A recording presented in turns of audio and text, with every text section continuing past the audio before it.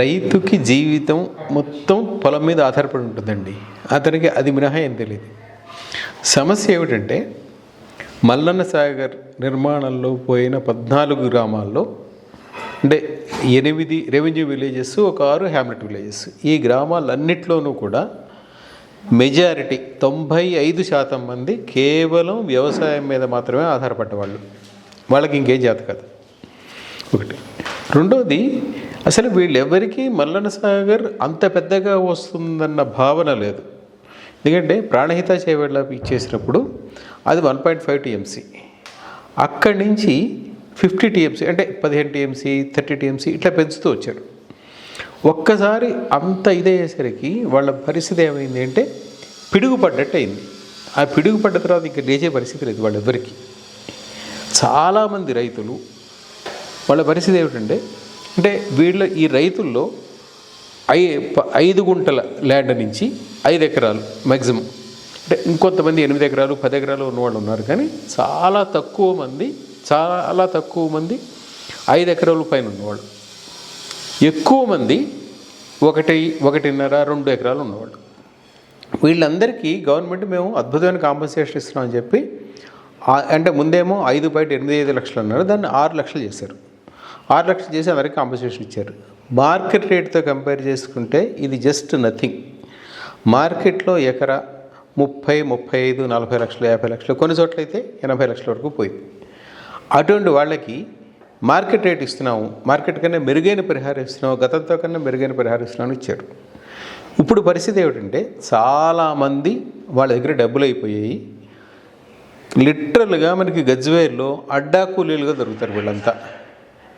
వీళ్ళందరినీ ఏం చేశారంటే మల్లన్న సాగర్ నిర్వాసిత గ్రామాల నుంచి ముట్రాజ్పల్లికి తీసుకొచ్చారు. ముట్రాజ్పల్లిలో వీళ్ళకి ఇల్లు కట్టారు. ఎన్ని ఇళ్ళు కట్టారు అంటే ఆ నంబర్ మీద వేరియేషన్ ఉంది. మేము ఇన్ని ఇళ్ళు కట్టామని వాళ్ళు అంటారు, ఇన్ని ఇచ్చామంటున్నారు, వీళ్ళకి ఇవ్వలేదు, ఇదంతా ఉంది. దీంతోపాటు వీళ్ళలో కొంతమంది ఏం చేశారంటే అక్కడ స్థానికుల కోసం కట్టిన డబుల్ బెడ్రూమ్ హౌసుల్లో ఉంచారు. ఇది ఇంకా పరిహారం రావాల్సిన కొంతమందిని. వాళ్ళకి ఏం చెప్పారు, మేము పరిహారం ఇచ్చే వరకు మీరు ఇక్కడ ఉండండి, తర్వాత మా పరిహారం చెల్లించిన తర్వాత మీరు వెళుదురుగానే. అలా అని చెప్పి వాళ్ళని అక్కడ పెట్టిన తర్వాత ఈ మధ్య ఏమైందంటే జస్ట్ 2 months 2.5 months బ్యాక్ జరిగిన ఒక ఇన్సిడెంట్ ఏమిటంటే స్థానికులు మాజీ మంత్రి హరీష్ రావును అడ్డుకున్నారు. ఏమని, డబుల్ బెడ్రూమ్ హౌసెస్ మాకు కేటాయించారు, అవి మాకు హ్యాండ్ ఓవర్ చేయండి అని. అదే డబుల్ బెడ్రూమ్ హౌస్లో వీళ్ళని ఉంచారు. వీళ్ళు ఏమంటారంటే మీరు మాకు ఇవ్వాల్సిన పైసలు ఇచ్చేస్తే మేము వెళ్ళిపోతాను వీళ్ళు అంటారు. వాళ్ళు ఏమంటారంటే మాకు అలాట్ చేసిన దాంట్లో వీళ్ళు ఉంటున్నారు. అంటే స్థానికుల మధ్య కొట్లాట్లు మొదలయ్యాయి. వాళ్ళేమో బయట ఊరి నుంచి వచ్చినవాడు, వీడేమో స్థానికుడు. బయట ఊరి నుంచి వచ్చినవాడు నా అవకాశాన్ని కొట్టేశాడు అని స్థానికుడు దుగ్ధ. అంటే ఇద్దరిది జెన్యూనే. స్థానికుడు నాకు దక్కాల్సిన నాకు దక్కలేదనే వాడిది, నాకు రావాల్సిన పరిహారం రాలేదని నేను ఇక్కడికి వెళ్ళిపోతే ఎట్లవుతుంది. ఇలాగా స్థానికుల మధ్య గొడవలు ఎక్కువయ్యాయి. ఇది ఒక ఆస్పెక్ట్. రెండోది, చాలామంది ఈ వృద్ధులు ఉన్నారు ఇళ్లలో. ఏది 70 ఏళ్ళు, 75 ఏళ్ళు, 60 ఏళ్ళు ఇట్లా. ఇదివరకు ఏమిటంటే వాళ్ళంతా ఊళ్ళలో కామన్ పాయింట్ ఉండేది. ఏది, మన చెట్టు కింద కూర్చునే అడ్డాలు ఉంటాయి కదా, అవి కానీ ఒక చప్టా కానీ, అక్కడికి వచ్చిన సాయంత్రం కబుర్లు చెప్పుకుని వెళ్ళగళ్ళేవారు. ఇప్పుడు చాలామంది వృద్ధులని ఇంట్లో వాళ్ళు బయటకు వెళ్ళట్లేదు. ఎందుకంటే ఆయా కాలనీస్లో ఇళ్ళన్నీ ఒకే టైప్ ఉంటాయి. వీడు బయటికి వెళ్తే ఇదివరకు ఏమిటి వాళ్ళ ఇల్లు వాళ్ళ గుర్తు, అదే ఊళ్ళో వాళ్ళు పుట్టారు పెరిగారు, 70 ఏళ్ళు వచ్చాయి వాళ్ళకి, 60 ఏళ్ళు 70 ఏళ్ళు వచ్చాయి. ఇప్పుడు అన్ని ఇళ్ళు ఒకలాగే ఉన్నాయి. ఏ ఇల్లు మాది ఏ ఇల్లు పక్క వాళ్ళదో తెలియదు వాళ్ళకి. వాళ్ళని వెతుక్కోవడానికి వీళ్ళకి కష్టం అవుతుంది. అందుకని ముసలాళ్ళు ఎవరిని బయటకు వెళ్తుంటే వాళ్ళు వెళ్ళట్లేదు. ఇది ఇంకొక రకమైన సమస్య. ఇంకో సమస్య ఏమిటంటే వీళ్ళతోటి చాలామంది ఏది 65 ఏళ్ళు 70 ఏళ్ళు సింగిల్ ఉమెన్ ఉన్నవాళ్ళు, సింగిల్ ఉమెన్ అంటే భర్త పోయిన భార్యలు, భార్యలు పోయిన భర్తలు, వీళ్ళు కాంపన్సేషన్ రాలేదు. దాని మీద కోర్టు కేసులు ఇంకా నడుస్తున్నాయి. నాకు తెలిసి ఒక 4 కోర్టుకు వెళితే, అంటే ఆ 4 తరఫున ఎవరో కోర్టుకు వెళితే ఆ 4 వచ్చాయి, ఆ 4 డిస్ట్రిబ్యూట్ చేశారు. ఇప్పుడు ఐ థింక్ 3-4 years బ్యాక్. ఇప్పటివరకు మిగిలిన వాళ్ళకి ఎవరికి రాలేదు. వీళ్ళకి పైసలు రావట్లేదు కనుక, అంటే ఆల్రెడీ వాళ్ళు భూములు పోయాయి, వాళ్ళకి రెగ్యులర్ ఇన్కమ్ లేదు, పిల్లలు వీళ్ళని చూడడానికి ఇష్టపట్టల్లా. అంటే మామూలుగా పట్టణాల్లోనూ అక్కడ కూడా మనం చూస్తున్నాము తల్లిదండ్రులు చూడకపోవడం అనేది.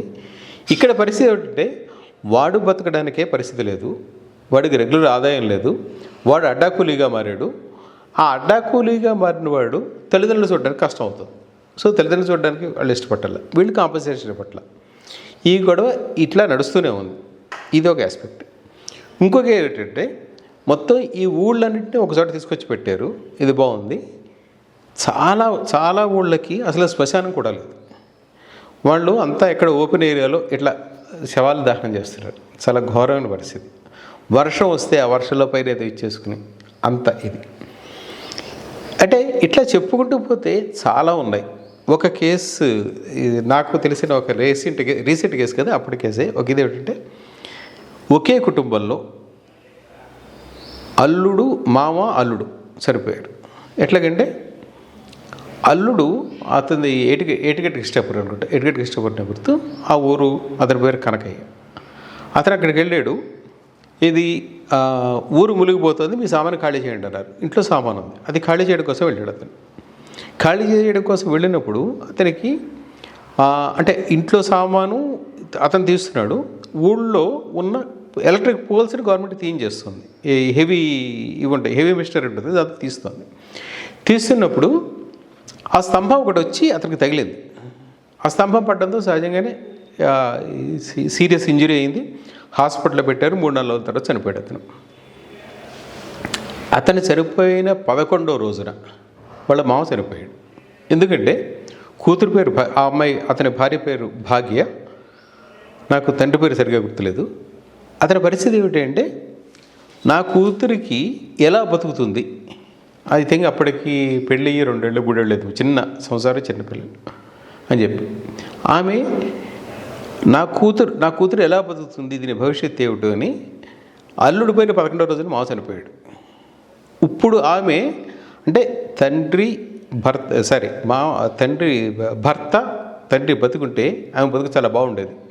ఆమె ఇప్పుడు హైదరాబాద్లో ఎక్కడో ఇళ్లలో పనిచేసుకుంటూ బతుకుతుంది. ఇటువంటి కేసులు కొల్లలు 1-2 కాదు. ఈరోజు కూడా వాళ్ళు కాంపన్సేషన్స్ రాని వాళ్ళు, ఇంకా మా పరిస్థితి ఇలాగే ఉందన్న వాళ్ళు ఇంకా ఉన్నారు. రీసెంట్గా కూడా ఇది గజ్వేల్ ఆర్డీఓ ఆఫీస్ చుట్టూ, అయ్యా మాకు పరిహారం రావాలి, మాకు ఇంకా రాలేదు, మా పరిస్థితి ఏంటని తిరుగుతున్న కేసులు చాలా ఉన్నాయి. ఈ మొత్తం వ్యవహారం చూస్తే అది చాలా అంటే మేము ఎంత స్పీడ్గా ప్రాజెక్ట్ కంప్లీట్ చేయగలము అనేదే గవర్నమెంట్ ఆలోచించింది, కానీ ఎంత మెరుగ్గా వీళ్ళకి పరిహారం ఇవ్వాలనేది గవర్నమెంట్ ఆలోచించలేదు. అంటే గతంతో పోలిస్తే మేము చాలా అద్భుతమైన పరిహారాలు ఇచ్చాము, చాలా అద్భుతమైన R&R కాంపన్సేషన్ ఇచ్చామని గవర్నమెంట్ చెప్తోంది, ఇళ్ళు కట్టించామని చెప్తోంది. గతంతో పోలిస్తే ఇది చాలా అద్భుతమేమో, కానీ వాస్తవంగా వాళ్ళు బతుకులతో పోలిస్తే ఇది చాలా అధ్వానం. దీంట్లో ఎటువంటి సందేహం లేదు.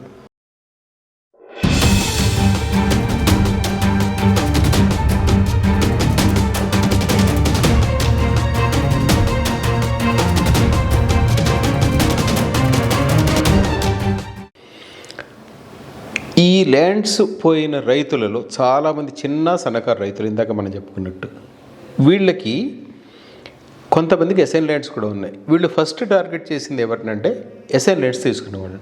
ఎస్ఎన్ ల్యాండ్స్ యూజువల్గా ఒకసారి మీకు ఎస్ఐన్ అయిన తర్వాత మీరు దాన్ని అనుభవించగలరు, కానీ అమ్ముకోవడం కుదరదు. గవర్నమెంట్ ఏమందంటే నీ అసైన్మెంట్ ల్యాండ్స్కి డబ్బులు ఇస్తాము ఉంది. సో సహజంగా అసైన్మెంట్ ల్యాండ్స్కి గవర్నమెంట్ డబ్బులు ఇస్తుంది కనుక వాళ్ళు ఇది ఒకటి, వాళ్ళు అమ్మడానికి ముందుకు వచ్చారు ఒకటి.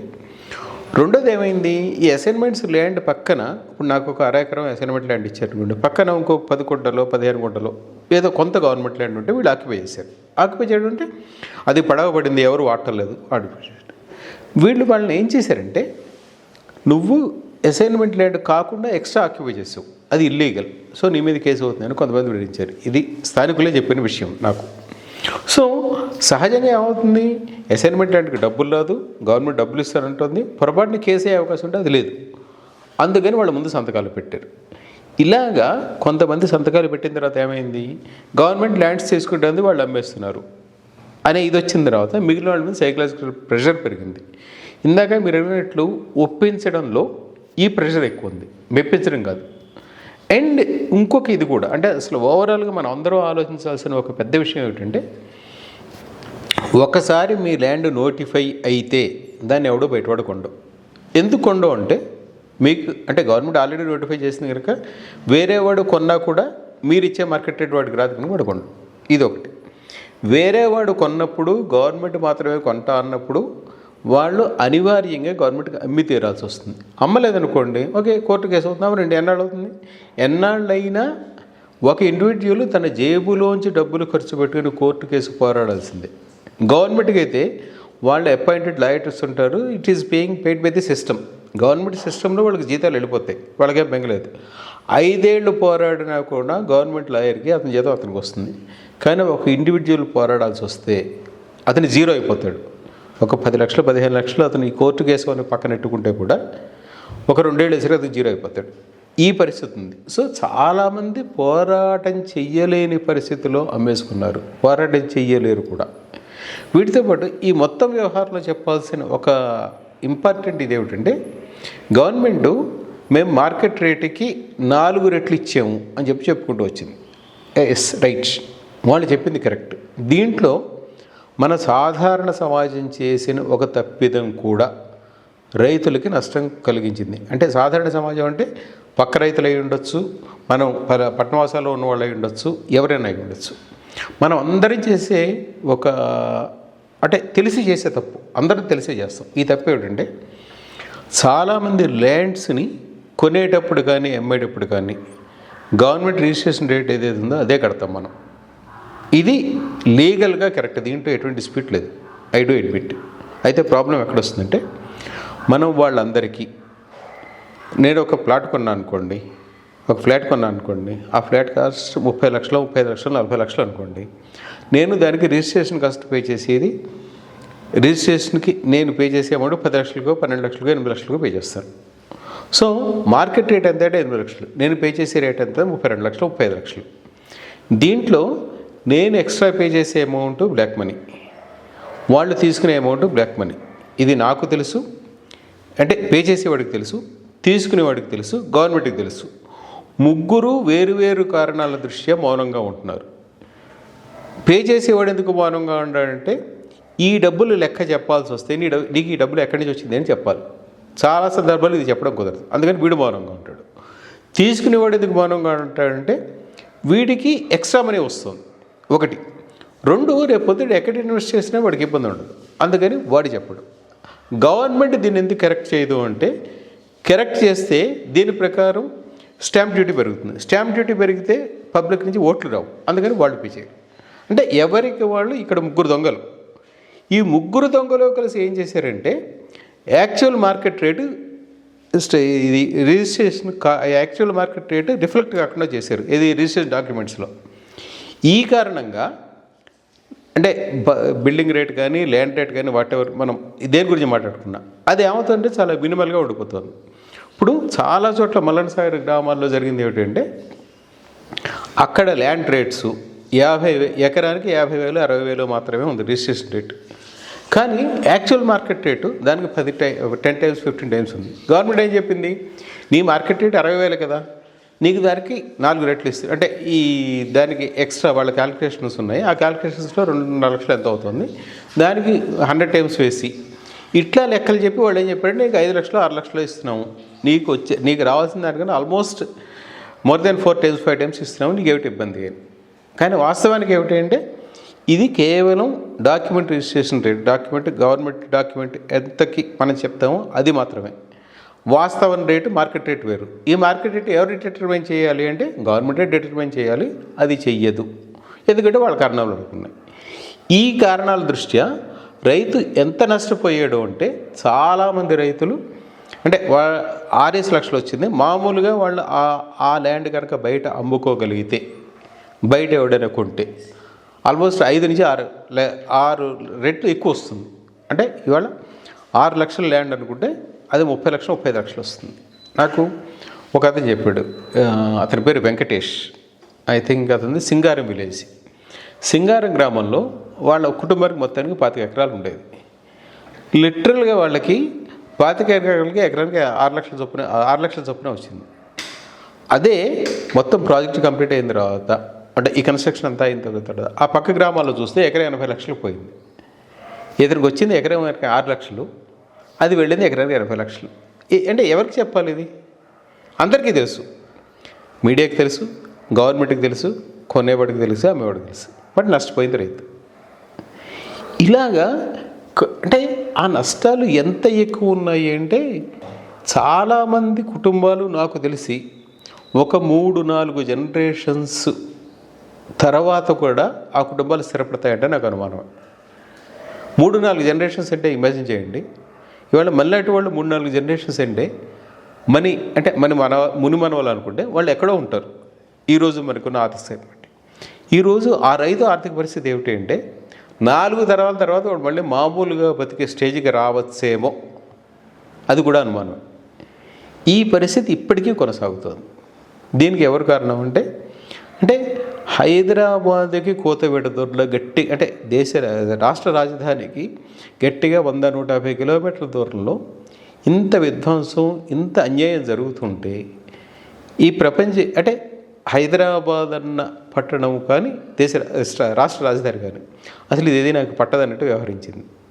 సంహవ్ ఐ డోంట్ నో అది దాన్ని మరి ఎట్లా చెప్పాలో నాకు తెలియదు. కానీ సమాజ స్పందన లేదు. సమాజం స్పందించాలి. ఎందుకంటే వాళ్ళు రేపు పొద్దుట అన్ని కుటుంబాలు సుమారుగా 6,500 మంది 7,000 మంది 18,000 కుటుంబాలు ఎంతో వాళ్ళ లెక్క, అది ఇంకా ఇది ఉంది. మొత్తం 6,500 ఇళ్ళు ఎన్నో కడుతున్నాం అని చెప్పారు. What ever it is, the number varies. ఆ నంబర్స్ మీద కొంచెం తేడా ఉండొచ్చు. కానీ ఇన్ని కుటుంబాలు, ఇంతమంది అనాథలని నేను అన్న, కానీ వాళ్ళున్న స్థాయి నుంచి ఎక్కడో 10వ అంతస్తు నుంచి కిందకి దిగిపోయే పరిస్థితిలో వాళ్ళు ఇదైనప్పుడు దీని మీద స్పందించాల్సిన విధంగా సమాజం స్పందించకపోవడం చాలా దురదృష్టకరమైన వ్యవహారం.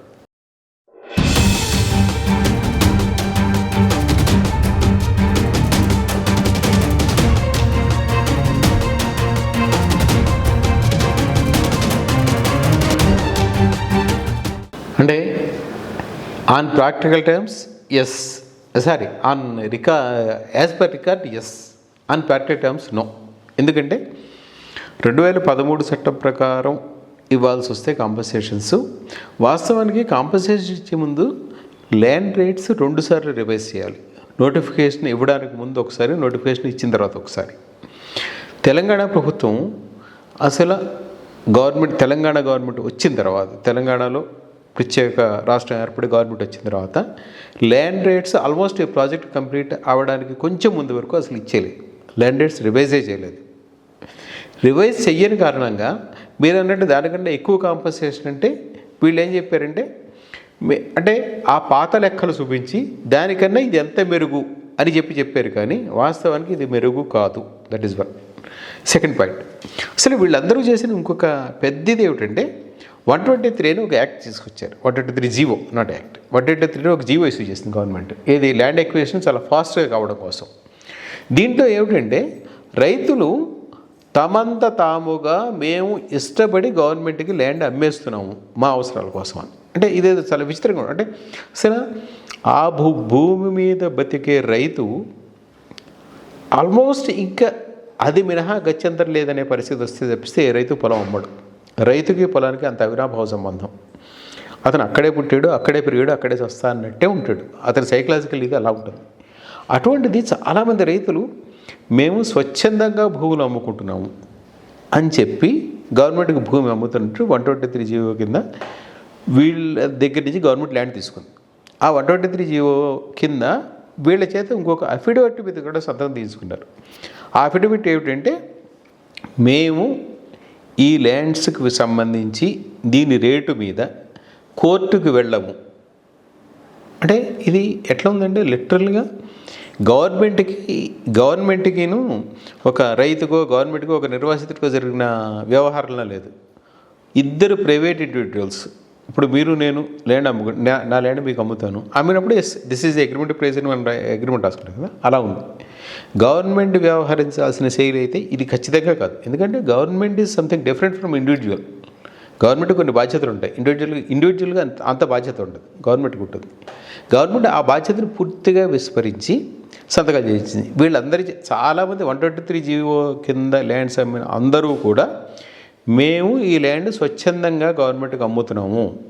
ఈ 123 జీవో కింద గవర్నమెంట్ ల్యాండ్స్ తీసుకుంది. తీసుకున్నప్పుడు ఏమిటంటే వీళ్ళందరి చేత సంతకాలు చేయించుకుంది. మేము మళ్ళీ దీనికి సంబంధించి కోర్టుకు వెళ్ళము అని. అసలు అలా సంతకాలు తీసుకోవడమే తప్పు. తీసుకుంది, నడిచింది. అంటే అప్పుడు ప్రభుత్వం పరిస్థితి ఏమిటి అంటే ఆయా గ్రామాలలో ఎవరు నోరెత్తగలిగిన పరిస్థితి లేదు, ఉద్యమాలు చేసే పరిస్థితి లేదు. ఒక 2 నెలలు ఏటిగడ్డ కృష్ణాపూర్ కేంద్రంగా ఉద్యమం యువత ఆధ్వర్యంలో జరిగింది. తర్వాత అది సమసిపోయింది ఫర్ వేరియస్ రీజన్స్. దాని వెనకాల చాలా కారణాలు ఉన్నాయి. ఆ తర్వాత ఒక వేముల ఘాట్ గ్రామంలో మాత్రమే 963 రోజులు ఆందోళన జరిగింది. కానీ వేములఘాట్ గ్రామాన్ని ఎందుకు మెచ్చుకోవాలంటే 963 రోజులు అంటే 963 రోజుల పాటు నిరంతరంగా ఊళ్ళో అంటే ఒక్కొక్కసారి 5, ఒక్కొక్కసారి 10, ఒక్కొక్కసారి 2 కానీ ఖచ్చితంగా పొద్దున 9-10 గంటల నుంచి మధ్యాహ్నం 1 గంట 2 గంటల వరకు ఎవరో ఒకరు కూర్చునేవారు. అంటే continuing the protest for 963 days is a record surely. ఎందుకంటే అండ్ వీళ్ళందరికీ సరిగ్గా 2014లో మనకి తెలంగాణ ఏర్పడింది. 2016లో వీళ్ళు ఉద్యమం స్టార్ట్ చేయాల్సి వచ్చింది. తెలంగాణ ఉద్యమంలో వీళ్ళందరూ భాగస్వాములే, ఇది మాకు తెలంగాణ రాష్ట్రం కావాలి అని. ఆ ఉద్యమం యొక్క ఇంపాక్ట్ వాళ్ళ మీద ఇంకా అప్పటికీ కంటిన్యూ అయింది. అందుకని తెలంగాణ ఉద్యమంలో ఎటువంటి ప్రొటెస్టులు చేశారో అటువంటి ప్రొటెస్ట్లే వీళ్ళు కంటిన్యూ చేశారు. ఏది రోడ్డు మీద అన్నం వండుకోవడం, రోడ్ల మీద తినడము, అలాగే బ్లాక్ ఫ్లాగ్స్ పెట్టుకోవడం, అలాగే స్కూల్స్ బాయ్కాట్ చేయడం, లేదా మా ఎమ్మెల్యేస్ కనపట్టలేదని ప్రకటనలు ఇవ్వడం. ఇట్లా అంటే ఆల్మోస్ట్ తెలంగాణ ఉద్యమం ఏ రీతిలో సాగిందో అలాగే వీళ్ళు కూడా దాన్ని కంటిన్యూ చేశారు. వాస్తవానికి అంటే దీని గురించి ఈ ఉద్యమం గురించి ఈ ఉద్యమం జరుగుతున్న టైంలో మాకు మొదటగా పెద్ద సమాచారం లేదు. మేము కూడా పెద్ద పట్టించుకోలేదంటే మా దృష్టికి రాలేదు. అదేదో లోకల్గా టేబ్లాయిడ్స్లో ఏదో లోపల పేజెస్లో అయిపోయింది. సారంపల్లి మల్లారెడ్డి అని AIKS all India Kisan Sangh అనుకుంటా, కిసాన్ సభ ఏఐకేఎస్ లీడర్ అయిన ఆల్ ఇండియా వైస్ ప్రెసిడెంట్ ఆయన గ్రామాలు తిరుగుతున్నారు అని మాకు లోకల్గా ఉన్న సిపిఎం వాళ్ళు, సార్ ఇట్లా మల్లన్న సాగర్ విలేజ్కి వెళుతున్నారు వీళ్ళందరూ, మీరు కూడా వస్తారా అంటే నేను కూడా వెళ్ళాను. అప్పటి నుంచే నాకు దీని మీద దృష్టి పడింది. ఆ రోజు పర్సనల్గా నాకు ఇప్పటికీ గుర్తు. ఆ రోజు మేము ఏదో ఒక విలేజ్కి వెళ్ళాము, ఇంకో విలేజ్కి వస్తున్నాము. ఐ థింక్ అది ఏటిగడ్డ కృష్ణాపూరే ఆ విలేజ్. మేము గ్రామాల్లోకి వస్తున్నాము. ఇళ్ల మీద ఎస్కేఎస్ అని నెంబర్ ఉంది. అంటే శ్రీ కొమరవెల్లి ఎస్కేఎస్ ఏదో ఒక నెంబర్ ఉంది. నెంబరు దాన్ని రెడ్తో ఇలా మార్క్ చేశారు, రౌండ్ చేసి దాంట్లో మా నెంబర్ వేశారు. అది ఏమిటో మాకు అర్థం కాలేదు. అంటే మాకు కొత్త, మాకు అది తెలియలేదు.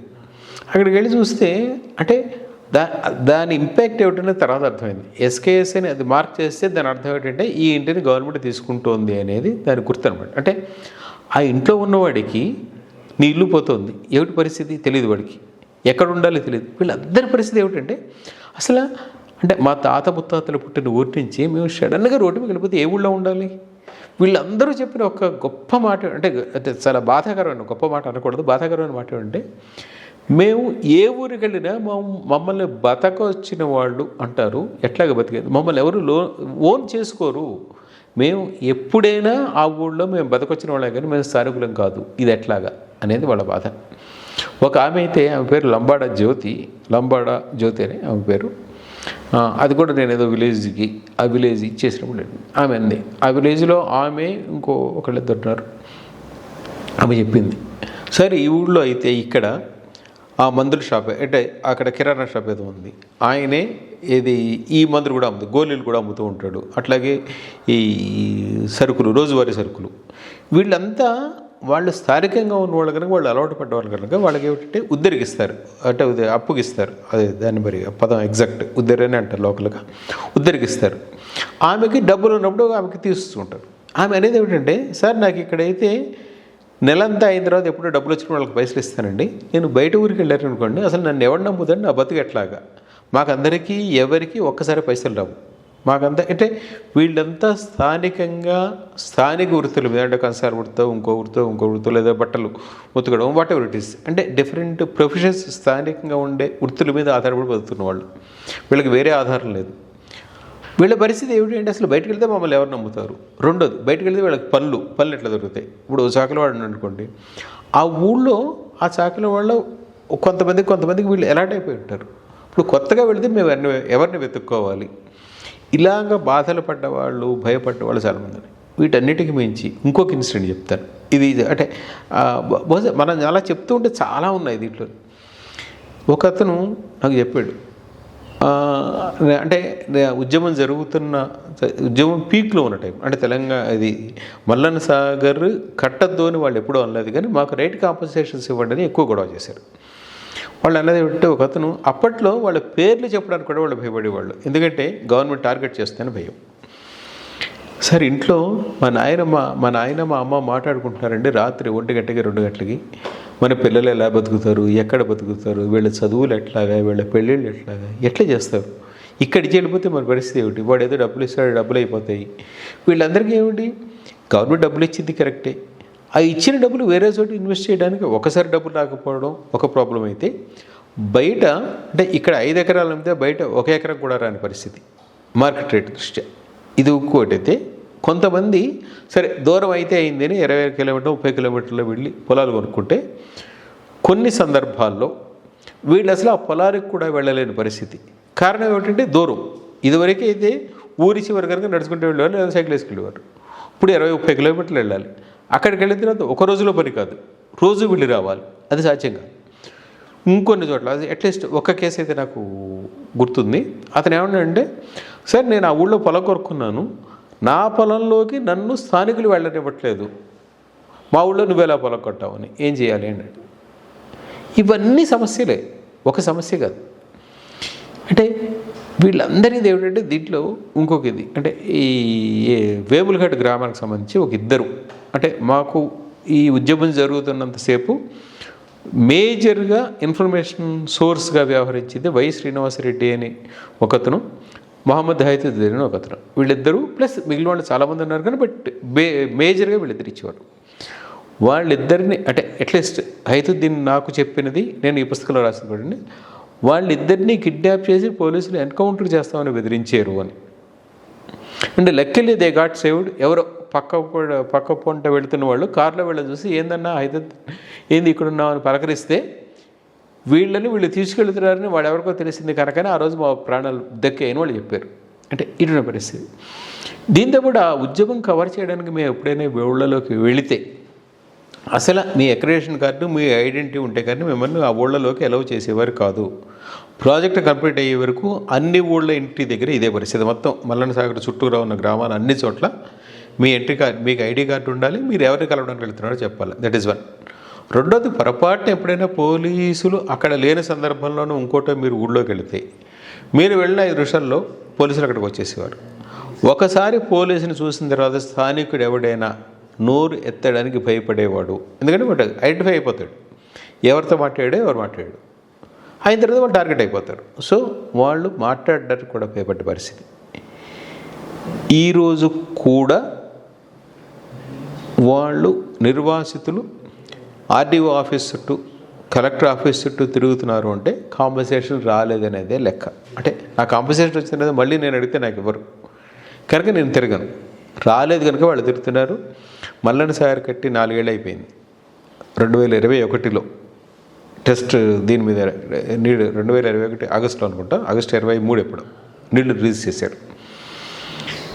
2021, 2024 వచ్చి మనం ఈరోజు కూడా చాలామంది నిర్వాసితులు ఇంకా తిరుగుతూనే ఉన్నారు, మా కాంపన్సేషన్స్ రావాలి అని.